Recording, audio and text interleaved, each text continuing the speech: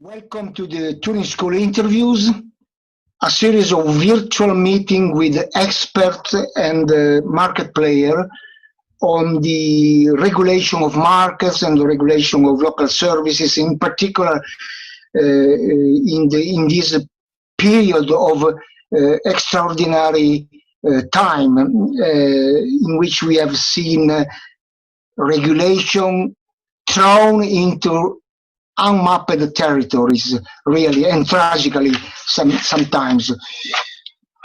Regulation has been disrupted two times in the last years.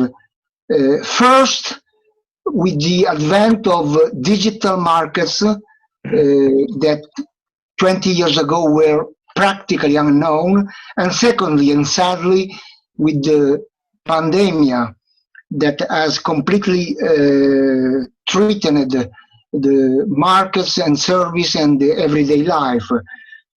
Today with me we have Carlo Scarpa. Ciao Carlo. Ciao a tutti. Hi. And Andrea Sbandati. Ciao Andrea. Ciao Franco. Ciao a tutti. Hi. Carlo Scarpa is a professor of economics of University of Brescia in Lombardy, North Italy, and is also a chairman of the local utility of public transport, Brescia Mobilità. And Andrea Sbandati is the director of the Association of Municipally Owned Enterprises in Tuscany, and Andrea is in this moment in Florence. And thank you very much for joining us for this conversation about the impact of COVID-19 on local public transport and in general on mobility. Carlo, let's start with you. You are in a privileged position of being chairman of a transport utility, and at the same time you are a scholar and a researcher in the field of regulation. Could you outline how do you, I know that it's difficult, but how do you imagine the future of local public transport after the lockdown in the next reasonable time span you can imagine? Now, the situation is obviously very complicated and it changes daily. But at the moment, let's start from Italy. In Italy, we have very serious restrictions on how one can use public transport. Basically, the idea at the moment is that the transport capacity of buses and metro trains is cut to 25% of the normal, which means that out of 100 people that we transported yesterday, we could, at the maximum, now we can transport 25. This has this raises at least two important problems. Problem number one, what happens with the 75 that we cannot transport? Problem number two, if this implies, as we believe it will imply, a substantial reduction in revenues, what happens with what happens with the firms, who's going to cover the costs, and so on. So there is an implication for the cities and the life in the cities, an implication for the firms. Let's start from how cities will cope with this. Well, I cannot see any solution without a drastic rethinking of lifestyle. As long as this emergency continues, we will have an issue of finding a new time schedule for work, for studying, for everyday life. We have been talking about smart working. Smart working will have to become a normal way of organizing work life as long as this epidemic lasts. And this, to some extent, is the issue that worries me the least, in that we have seen that a lot of these things can be done. We bear costs, of course. Organizationally, it's a mess, but at the end of the day, we have been able to cope. What worries me most instead is education. What happens with students? What happens with high school students? You know, when we talk about little kids normally go to school by foot with local schools, and they don't rely too much on public transport. But when we talk about university students, well, one would hope that they are mature enough to be able to get the most out of distance learning. The intermediate block of, say, 13 to 18, 13 to 20, those very often rely on public transport. They are our best clients. Not the most disciplined ones, but doesn't matter. They are our best clients, our most affectionate clients, and they need us. And the idea that you go to school at 14 only by sitting in front of a computer, frankly, doesn't convince me at all. So that will be a very major issue in reorganizing the life of a city. Without this, we cannot cope with the normal flows of people. Imagine, you know, a metro, an underground in a large city or in a mid-sized city. In the morning, these are used at more than 100% of capacity.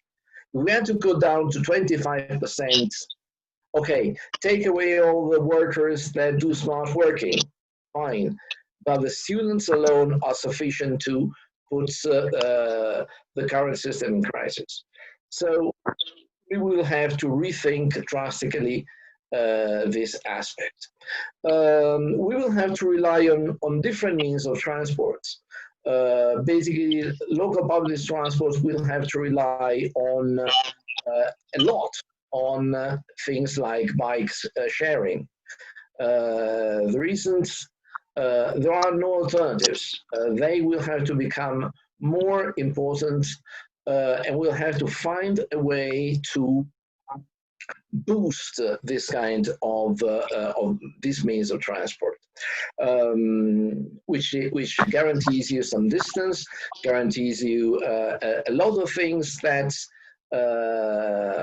you know, packing up people on a bus will not be able to give you. So the notion of public mobility will have to expand, has already expanded to some extent in the past towards bike sharing, but bike sharing will have to become a stable feature of local public transport. The issue of finance is, and of who pays for all this, is another very serious issue, however. In Italy, for instance, there are companies that rely for about 40% of their income on traffic. In this period, this 40% has gone down to 4%. 90% of passengers have not used local public transport in this period. If in the future, instead of the normal flows, we'll have, I don't know, 25% of the passengers, 30% of the passengers, this will open a substantial hole in the accounts of all firms, which, on the other hand, will have to increase their costs because they will have to invest in sharing mobility, make more intense, if at all possible, the frequency of buses and trains. So this will have to be another big challenge. I'm afraid that But the only solution will have to inject more money and to reconsider the price of public transport, because there is only, public finance can cope only to an extent to these needs. This idea that only 30% of the cost of transport must be borne by the passenger may be old-fashioned. I'm sorry to say so, but I cannot see a different solution. Thank you, Carlo. You have raised a lot of interesting and challenging issues. Andrea, you too are in a privileged position because you can see at the same time the problems of local public transport, the problem of water and waste utilities, the problem of pharmacies, municipally owned, and so on. Can you add or intervene in the issues that Carlo treated? How are you preparing for this challenging new phase? Yeah. Okay, I try to say something more than Carlo Scarpa said. I agree with him for everything. We have had a very strong crisis of public transportation. With the data was the same. I know in Tuscany the same data that Carlo Scarpa said before. 90% of reduce of customers, a big reduce of revenues, and we are estimating that to come back to a normal flow of people in the public transportation system, we will wait about 20 months, 24 months. So we maybe if it will be the same of before. So I think that the phase of coming back to the normal activities will be very, very long. So this is the first problem. For example, in the waste sector, I think that we will be very we will come back very quickly to the production of waste of before. But in the transportation, in the public transports, it will not be so, because of fear of people, because of not safe. The bus, train, and metros are not considered safe by the population for the health problems, and so we will fight a very strong war against the cars in the next months, because maybe people will consider cars more safe than bus and train and then metros or tramway. And so this is it should be a very big problem of policy. Carlo Scarpa said something before about the schedule of timing of the city, of shops, of schools, and industry, and so on. We have a big problem of money. We are estimating the loss of revenues in the sector in Italy in 1,200,000,000 euros. The government said in the first laws, he says something about 500 million. So we are very distant in estimation about what will be the real impact of economical problems on the supply side, on the enterprises, on the companies that are managing these services in Italy. So I agree with Scarpa. The first problem, it will be a problem of fear to come back to the use there. And the other problem is it will be a very big problem of money for investment to pay, and it will change, but I think it should be the second question. It will change the regulation of the system, because it's very important.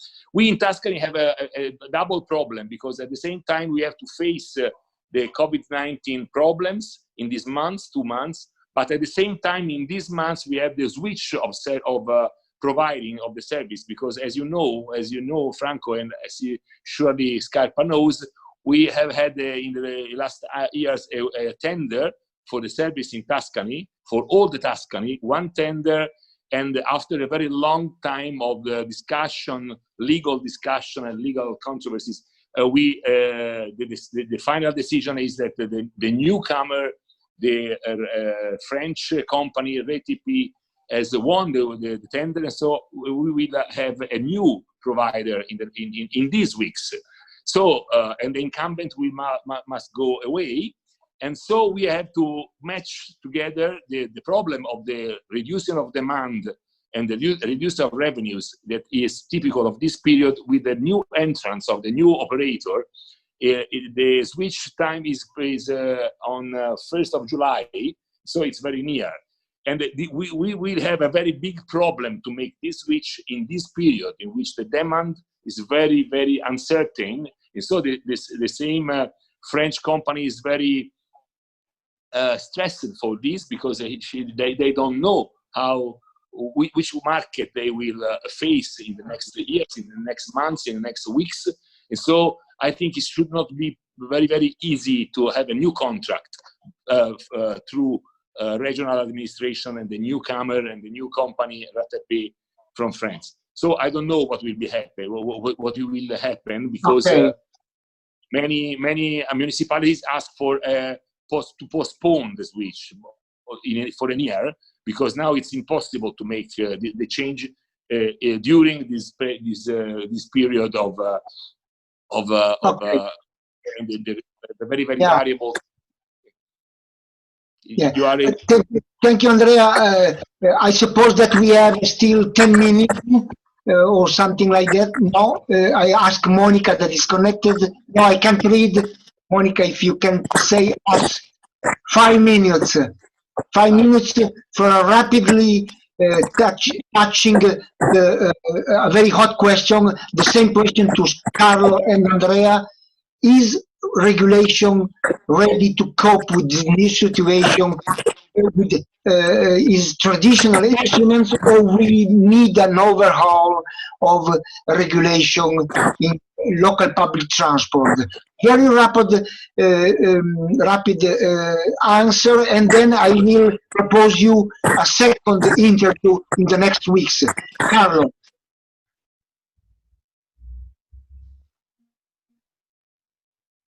Sorry, I muted the microphone. It is ready to cope if it is ready to change, meaning that now it is evident that there is a problem of allocation of risk.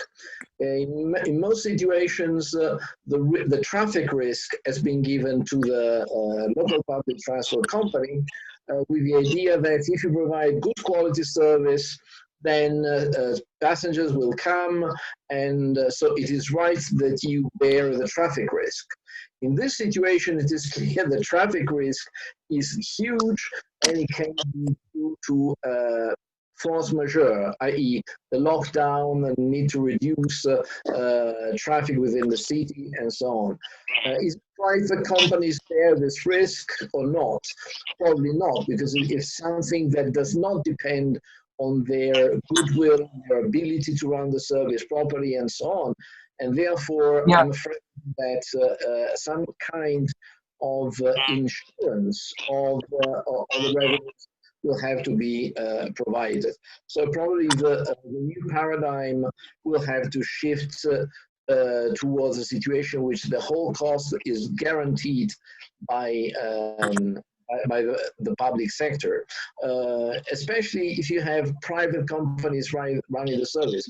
In my case, not so serious because it's a municipal company, but in other cases, private entrepreneurs will not be able to cope with the moment. Absolutely. Andrea, a rapid question and then some conclusion by me. A rapid answer by Andrea about regulation in the new phase. But Franco, the transports will not be the same in the future than before. So we will change everything. I agree, and we will change everything on the demand side and on the supply side at the same time. So it will be a very complex policy of to have a good transportation and to want to win the fight against the car. Because my fear is that the people come back to a level of using of the car higher than the current one that is very, very high, because 85% of transportation. So we have to change regulation, and we are facing this problem because the difficulty that we have in the new tender, all the problems that we have now to face the newcomer that arrives and say, okay, I want a tender, but the demand and the traffic risk is completely different than before. When I won the tender, I don't know nothing how to do it. So, and the regional administration is in the same time very confused because they don't know exactly how to divide the risk. And so I think we will need a more flexible and a more integrated system in the city traffic, in the city mobility. And so I think it should be not so easy to make tenders in the future. Maybe it will be. I think that it should be more fair and more probable to come back to the public management of the traffic because it's very, very difficult to make tenders in this condition, in which maybe we don't know anything about the evolution of demand and the traffic risk in our country. Thank you very much, Andrea. Let me say something to summarize. I find very interesting the reference by Carlo to transport and lifestyle, everyday lifestyle, and this open up a question that probably is more anthropological than economical or regulation or about regulation. There is another issue about the mobility by bus and unnecessary movement that probably the digital technology can in the future attenuate. Then we have the problem of revenues that has been touched by both, and the figures that Andrea has offered us are tremendous. And another question that has been untouched today is the question of alternative to bus, metro, and rail, to alternative way of mobility. That drives me to propose to Carlo and Andrea a second round of discussion more in detail of these particular aspects, and that we can plan. And so I'm happy to invite all our audience to the second interview with Carlo Scarpa, Chairman of Brescia Mobility and Professor of Economics, and Andrea Sbandati, Director of the Association of Public Utilities in Tuscany, that I really thanks for being here with the Turing School interviews, and see you next time.